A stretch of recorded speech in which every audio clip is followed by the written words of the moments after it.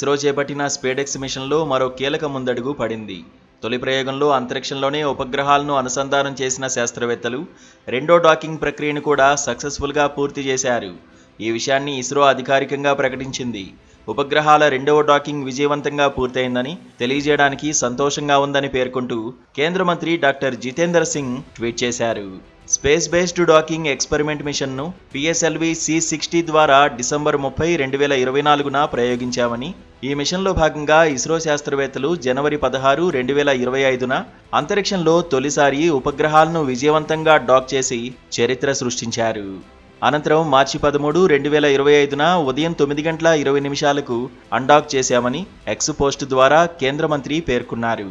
ఈ మిషన్ కింద రాబోయే 2 వారాల్లో మరిన్ని ప్రయోగాలు జరగనున్నట్లు వెల్లడించారు.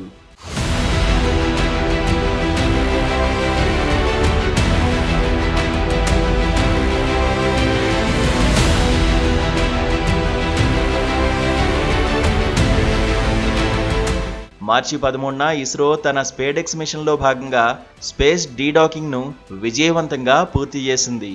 మన దేశం సొంతంగా అంతరిక్ష నౌకలు డాక్ చేయడానికి వీలు కల్పించే దిశగా ఇది ఒక ముఖ్యమైన అడుగు. భూమి నుంచి నావిగేషన్ చేయాల్సిన అవసరం లేకుండా ఈ టెక్నాలజీ ఉపయోగపడుతుంది. చంద్రయాన్-4 2035 కల్లా అంతరిక్షంలో భారత స్పేస్ స్టేషన్ నిర్మాణం, మానవ సహిత అంతరిక్ష మిషన్లు వంటి భవిష్యత్తు ప్రాజెక్టులకు ఈ సాంకేతికత చాలా అవసరం.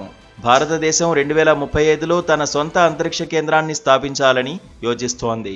ఈ మిషన్ విజయం దీనికి చాలా కీలకం. భారత అంతరిక్ష కేంద్రంలో 5 మాడ్యూళ్లు ఉంటాయి. వీటిని అంతరిక్షంలోకి తీసుకొస్తారు. వీటిలో మొదటి మాడ్యూల్ 2028లో ప్రారంభమవుతుంది. ఈ మిషన్ చంద్రయాన్-4 వంటి మానవ సహిత అంతరిక్ష ప్రాజెక్టులకు కూడా ముఖ్యమైంది.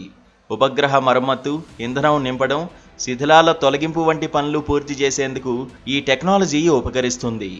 ఒకేసారి ప్రయోగించలేని భారీ అంతరిక్ష నౌకలు, పరికరాలు అవసరమయ్యే మిషన్లకు ఈ సాంకేతికత చాలా ముఖ్యమైంది.